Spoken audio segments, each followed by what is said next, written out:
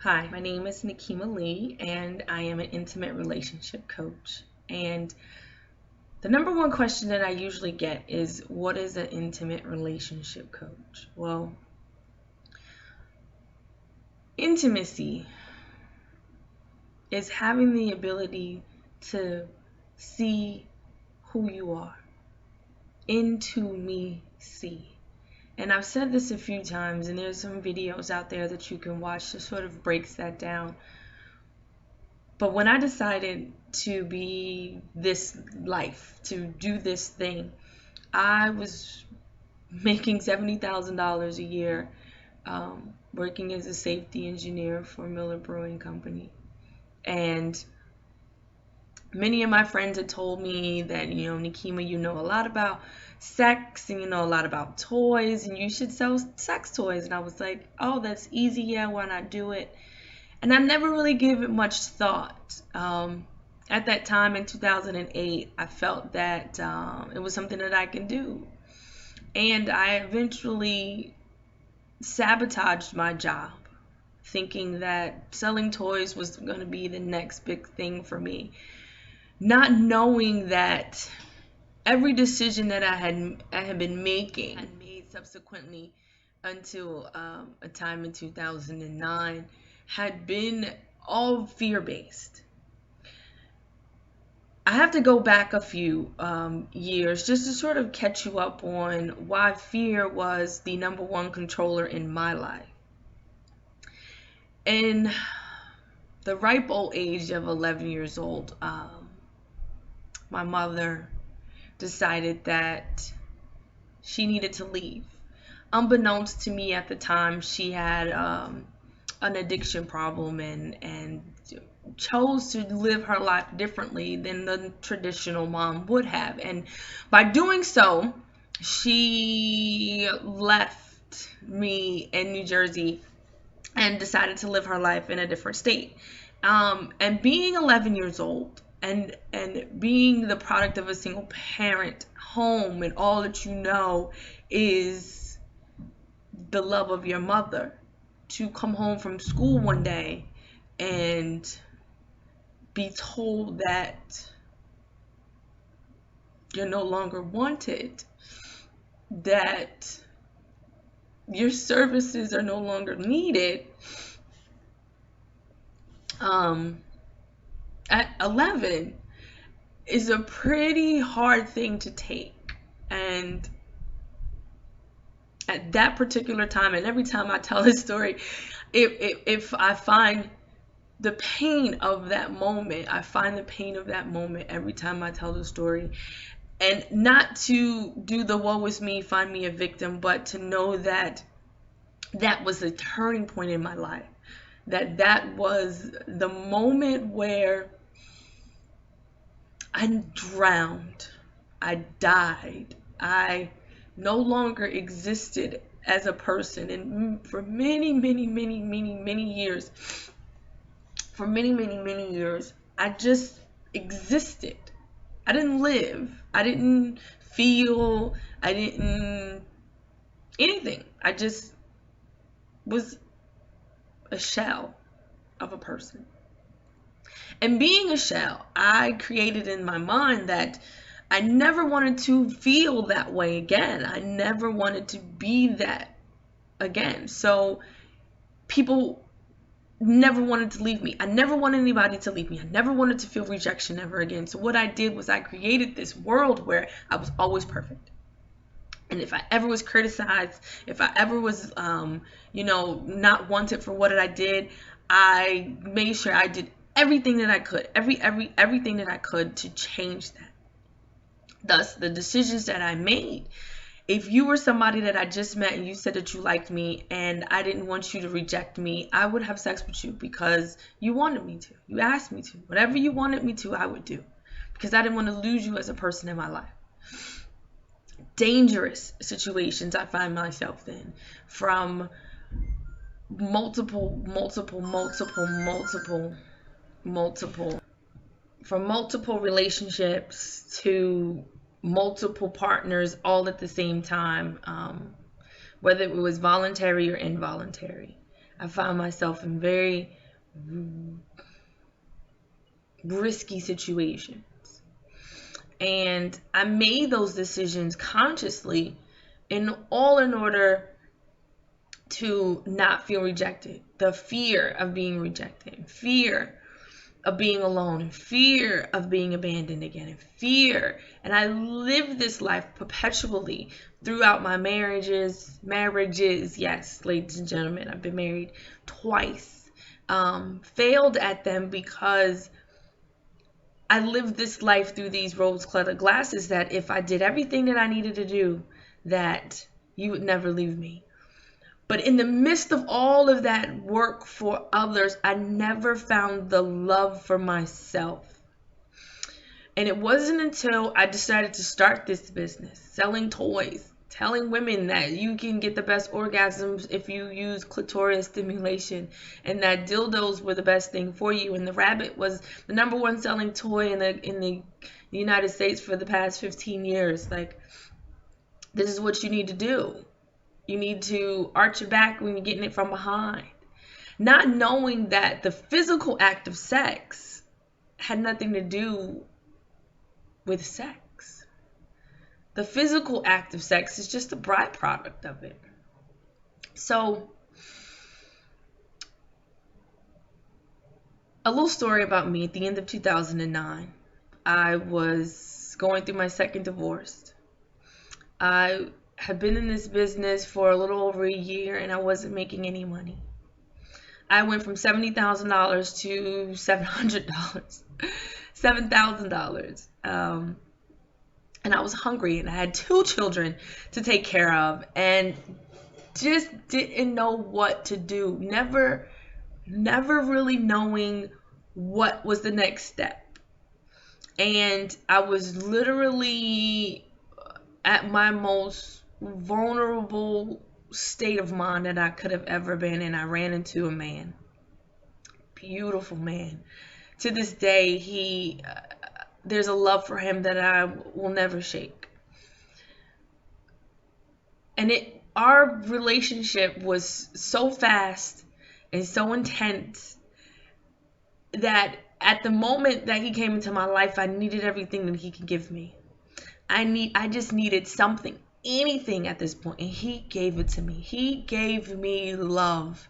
He gave me the moments. He gave me this level of, I will be there for you.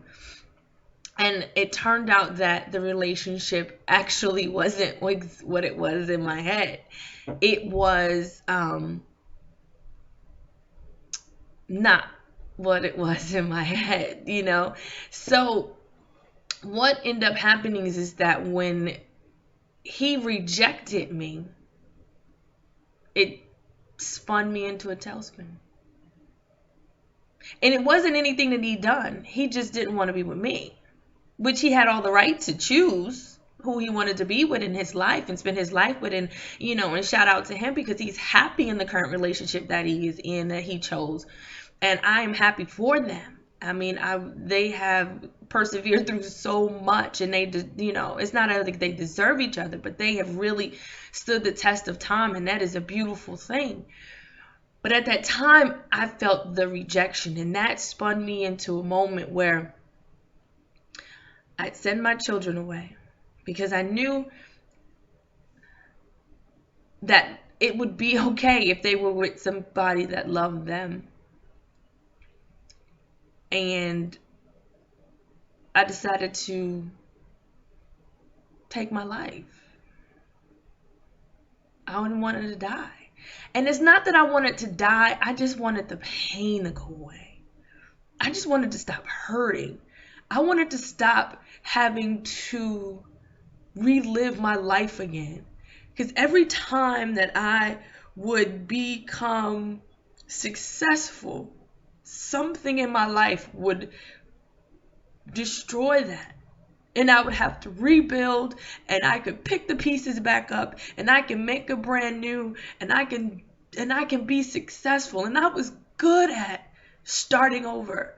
I was successful at making things better. And I was tired of having to do that all by myself. I was tired of having to encourage myself each and every day. I was tired of having to convince myself that, you know what? You can make it.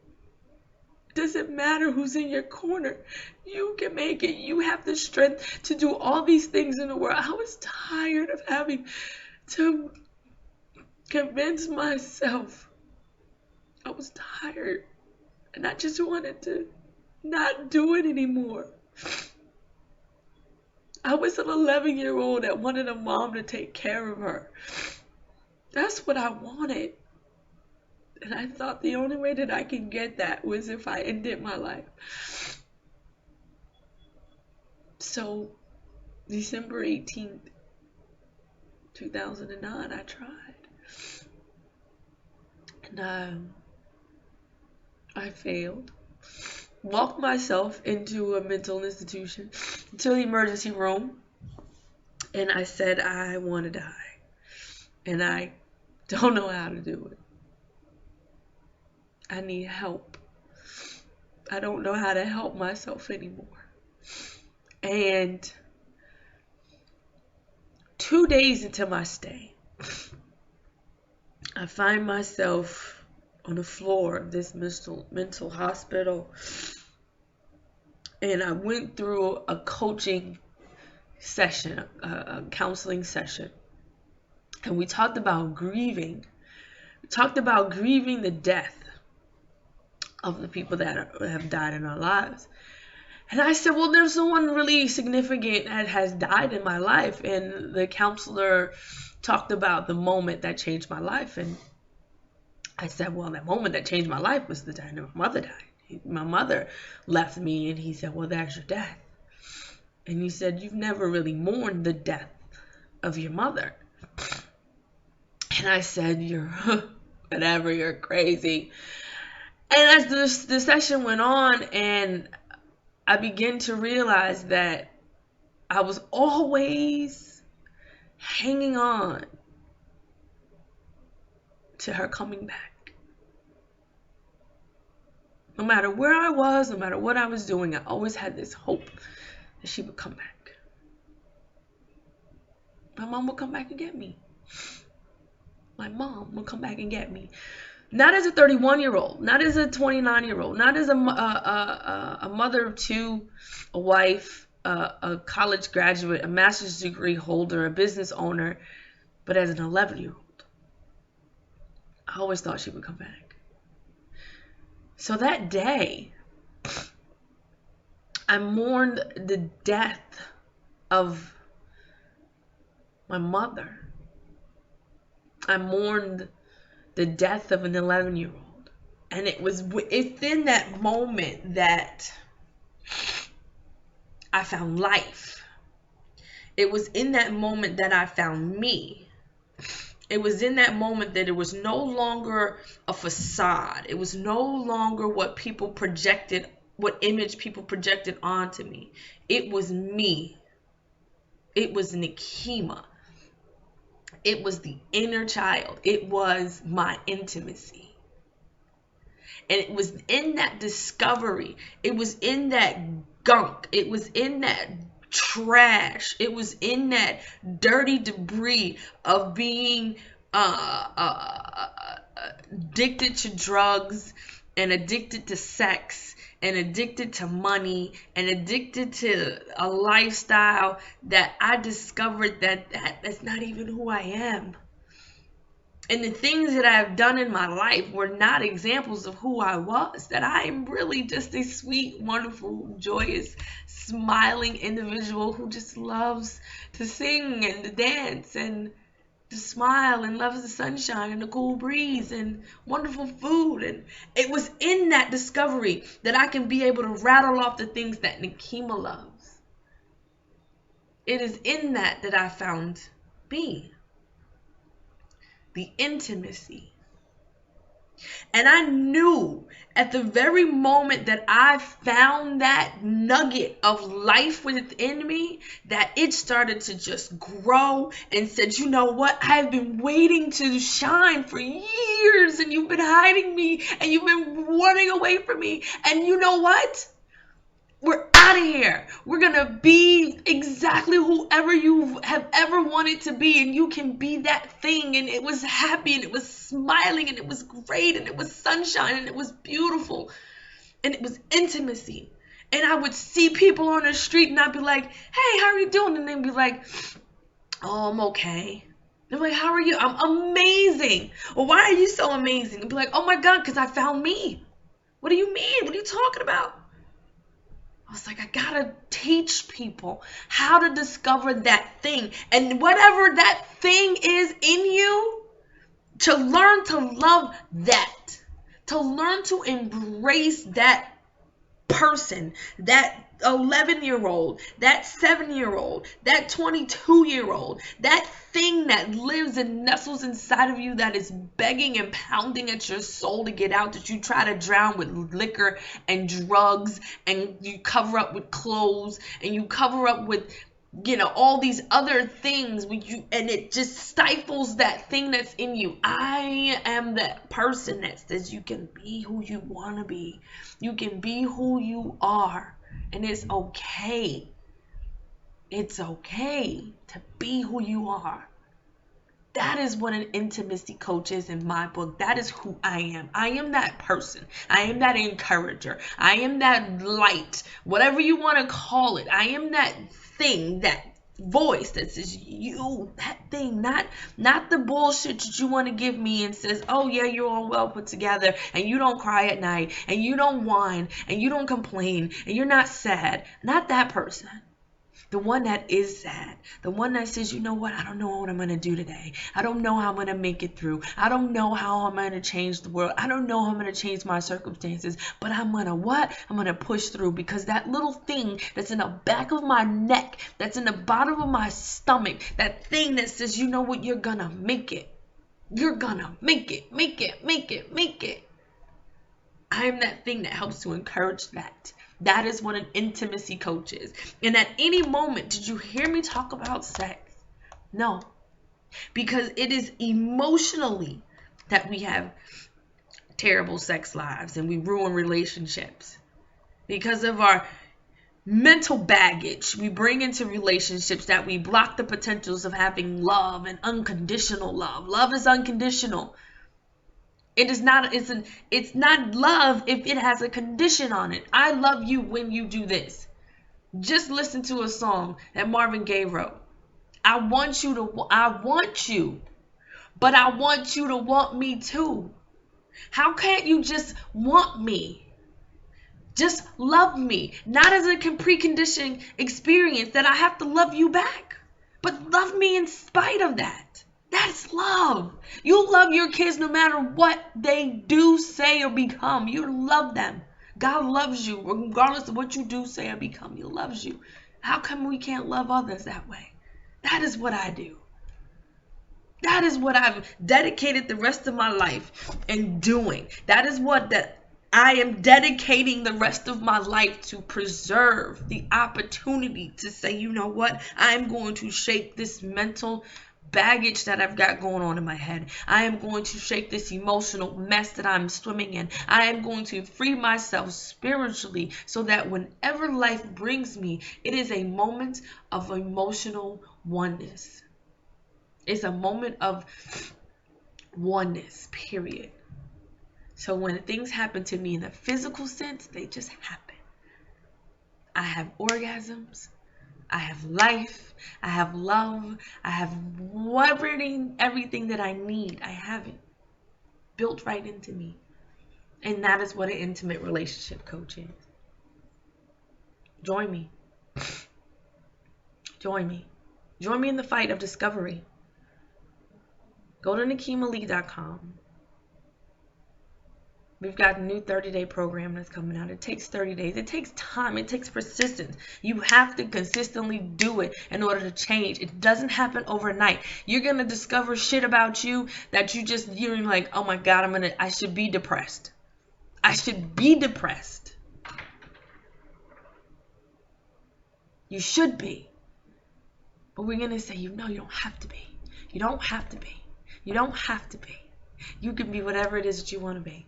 You can be you. You can be Keisha. You can be Tyrone. You can be Tommy. You can be Kiwana. You can be, Azdi Azul. Whoever you choose to be, you can be that person. And you can be them openly. And you can be them honestly. And you can be with them in love. And you can what? Be authentic. And that's what it's about. It's about being authentic. And that is what I endorse. I endorse becoming authentic. Being who you are. If you're with me on this journey, if you want to become authentic, if you want to live your life from this moment forward, no longer in the shadows of what somebody wants you to be, no longer in the shadows of what the hurt and pain of the past has created you to be, but who you really, truly, honestly decided who you want to be in your soul at this particular juncture in your life, join the team. Join the team. Join the team. We're going to walk this journey together. And I promise you, that if you decide to make a change in your life today, you will have change in your life today.